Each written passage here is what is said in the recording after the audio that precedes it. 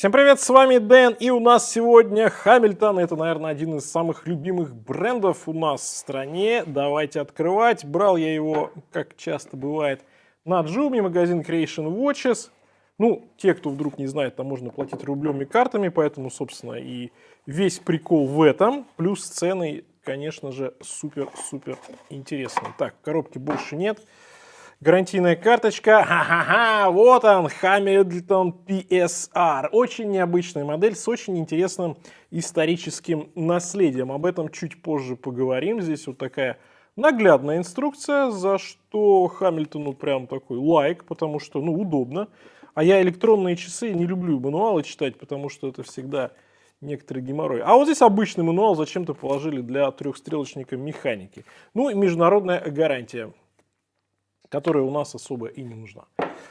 Так, поехали. Значит, Hamilton PSR. Опа! Целлофанчик. В японском стиле, я бы сказал.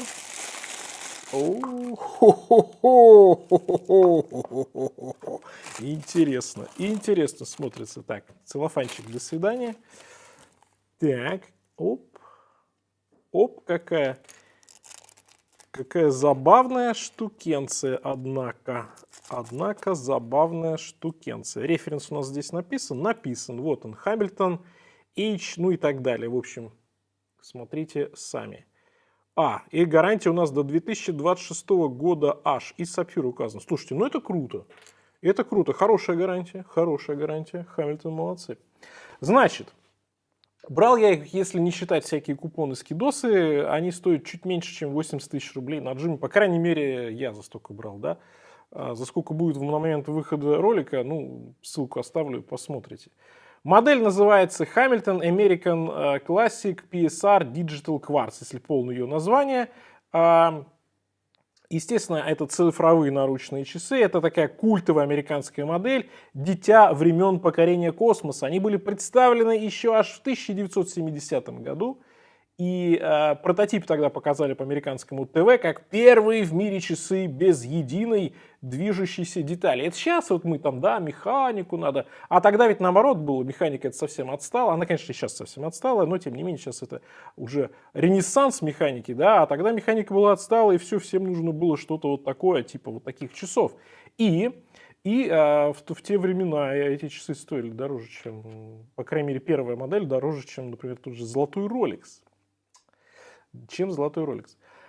Изначально 3 года назад Hamilton выпустил в честь 50-летия модели Hamilton Pulsar.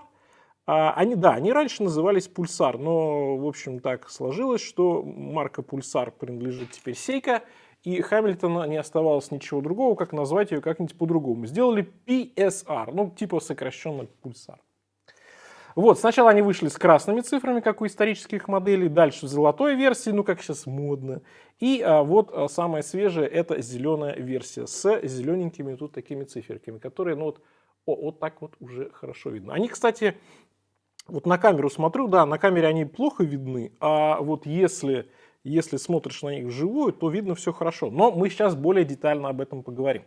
Значит, Hamilton Pulsar, да, это один из таких вот творений эпохи освоения космоса, и там применялись инновационные технологии, которые в свое время произвели фурор на рынке, а внешний вид, естественно, такой вот футуристичный, конечно же, сделал их модными. И, естественно, очень большое количество, как мы сейчас говорим, селебрити, включая Джека Николсона, Джо Фрейзера, Элтона Джона, Кита Ричардса, их носили. Плюс 2 американских президента, плюс Роджер Мур, Джеймс Бонд в одном из фильмов или в нескольких точно носил. Ну, Хамильтон любит продвигать свои часы в кино, поэтому, в общем, не могли не воспользоваться. И есть еще интересная такая фишечка. Значит, в 1974 году якобы эти часы американский президент Форд подарил Брежневу на встрече на Дальнем Востоке в СССР. Тогда такие часы были хитом, разлетались как горячие пирожки, и я вам уже сказал, что стоили они дороже, чем классическая механика. А к концу 70-х слава уже прошла, поскольку светодиодные часы стали вытесняться более практичными часами на жидких кристаллах, и, ну, вы знаете, дальше уже история. И в последние годы, естественно, у нас на волне любви к винтажу перевыпустили компании даже такие модели, свои культовые, и Булова делала, там, и электроника даже, и все это делали на вот светодиодной версии. Конечно, сейчас такие часы выглядят крайне странно, динозавры, и они не практичны. Но Хамильтон сделал по-другому.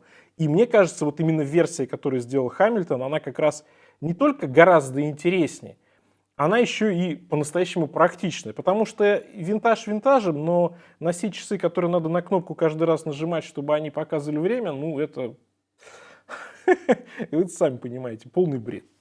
А Хамильтон сделал по-другому. У них циферблат гибридный, дисплей на базе LCD, да, то есть жидкокристаллический. И плюс есть OLED-технология. То есть тут, по сути дела, две технологии. Есть два, упрощенно говоря, циферблата. То есть есть имитация светодиодного, но в спокойном состоянии, как у меня сейчас, да, он все равно светит. Он светит вот не сильно. LCD здесь светит. А если мы нажмем на кнопочку, у нас уже работает OLED. И что получается? А теперь он уже намного ярче светит, уже такими точечками, вот как раньше это было. Вот здесь именно имитация того, как было раньше. Сейчас он погаснет и остается, в общем, уже более, так сказать, тускло, но тем не менее время видно. И это круто, потому что вам не надо извращаться и нажимать на кнопку, потому что стилизация, но хоть какая-то практичность должна быть. Вот за это, конечно, Хамильтону прям респект, они сделали интересно. Поэтому вот здесь у нас вот такой продвинутый гибридный дисплей, я бы сказал. Механизм, естественно, цифровой кварц. Все это сделано из нержавеющей стали 316L. Есть сапфировое стекло с внутренним антибликовым покрытием. И есть водозащита 100 метров. Поэтому в этом, конечно, они сильно отличаются от своего легендарного предшественника. А ведь те старые часы, сейчас их рабочих практически нет уже на рынке, и они стоят безумных бабок. Ну, коллекционеры готовы за все платить. Так, а давайте-ка глянем, что у нас по размеру. Значит, верхняя часть у нас 39, а нижняя часть, потому что у нас корпус расширяется, такой чайничек, 40.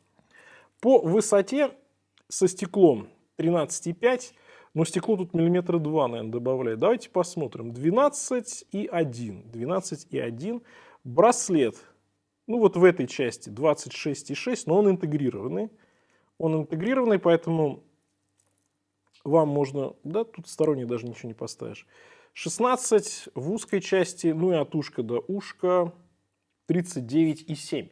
Размеры небольшие, но, как видите, такой своего рода бочоночек. Поэтому на моем запястье он, кстати, сидит в принципе неплохо, потому что ушек здесь как таковых нет.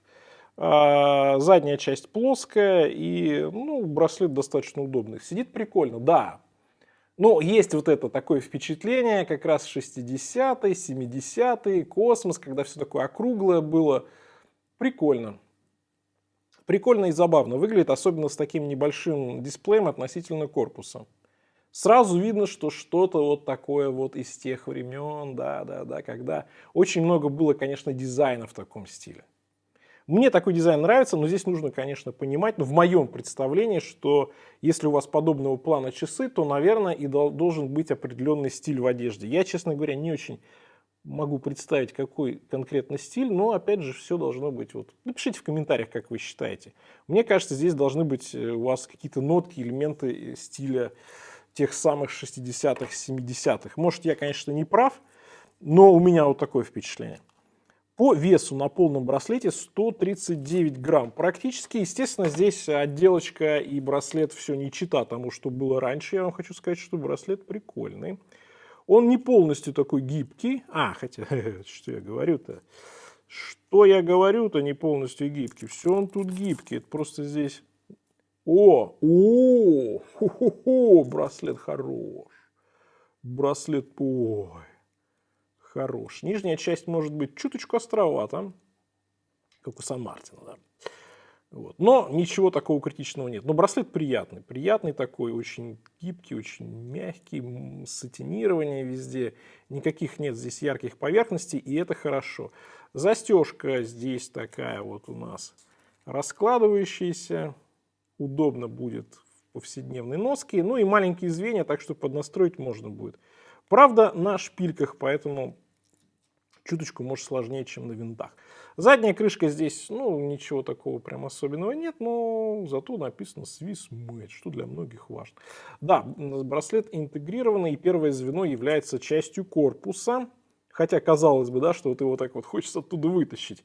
И, в принципе, мне кажется, могли бы сделать, да что ж так он прям стекло лапается. Могли бы, мне кажется, сделать здесь как раз первое звено, чтобы здесь крепилось, и он был бы тогда не интегрированный, но вот сделали так. Ну, как бы ладно. Раньше здесь было написано пульсар, теперь Хамильтон, потому что пульсар нельзя. Кнопочка прикольная, кнопочка аккуратная. Все такое гладкое, все такое немножко зализанное, и хорошее сатинирование есть. Ну вот на камере, к сожалению, не видно нифига, да, но это, видимо, камера так передает. Но на самом деле поярче. Вот я сейчас смотрю, поярче, чем вот здесь эти цифры, так что их видно, до с 30 сантиметров просто нормально видно. Очень хорошо видно. Но это особенность, такие дисплеи всегда на камере чуть хуже передаются, чем есть они в реальности. Вот, а вот LCD вообще, да, тоже на камере не передает, а вживую он достаточно яркий. Ну вот, в общем, к сожалению, так. В общем, поверьте на слово, вот это вот раза в 2 ярче, наверное, когда светит OLED. А когда вот этот, ну, он тоже где-то раза в 2 ярче. Вот. Но, ладно, постараюсь, может, еще как-нибудь перебивочки сделаю и покажу, как он действительно светит. Слушайте, ну, прикольно. Давайте в макро поглядим еще. Да, надо сказать, хорошо, что они поставили сапфир, поскольку стекло так сильно выпирает над корпусом. Это, конечно, красиво и прикольно, но если бы был не сапфир, оно бы, конечно, жутко царапалось. Антиблик здесь формальный, особо его не видно. Ну вот, да, сейчас работает у нас жидкокристаллический. Нажимаю, и работает OLED. OLED прям хорошо. Сатинирование, кнопочка, аккуратненько все. Браслет прям мне понравился. По корпусу окей. Ритейл у них, конечно, сильно выше, чем на Джуме, поэтому мы сейчас поговорим по итогам. Ну, что же я хочу вам сказать по итогам. Давайте так, я скажу следующее, что если вы вот именно фанат вот таких переизданий, такого стиля, и вам хочется именно качественные часы, я думаю, что они лучше всех остальных, которые я показывал, которые я видел, вот все эти имитации старых часов. К тому же вот это действительно работает, когда у вас время есть всегда, да, это удобно, и здесь Хамильтон сделали классно. Здесь классный корпус, здесь классный браслет, в этом плане здесь все окей. Да, конечно, лично у меня достаточно много вопросов к практичности таких часов, к какому-то смыслу сейчас наносить вот часы, которые опережали время, там сколько, 50 лет назад. 50 лет назад они опережали время, сейчас они абсолютно бессмысленны. Да? Есть ли в этом какой-то прикол? Для меня нет. Но я думаю, что для покупателей да, потому что в свое время на эти Хамильтоны была огромная очередь, когда только они вышли еще с красными цифрами. Поэтому, наверное, определенный спрос на них есть. Пишите в комментах, как вам все это, как вам нравится, есть ли у вас что-то в коллекции похожего плана, и хотели бы вы такие часы, например, себе приобрести, или задумываетесь об этом. Будет очень интересно, давайте обсудим. На этом у меня все. Всем пока, с вами был Дэн, увидимся.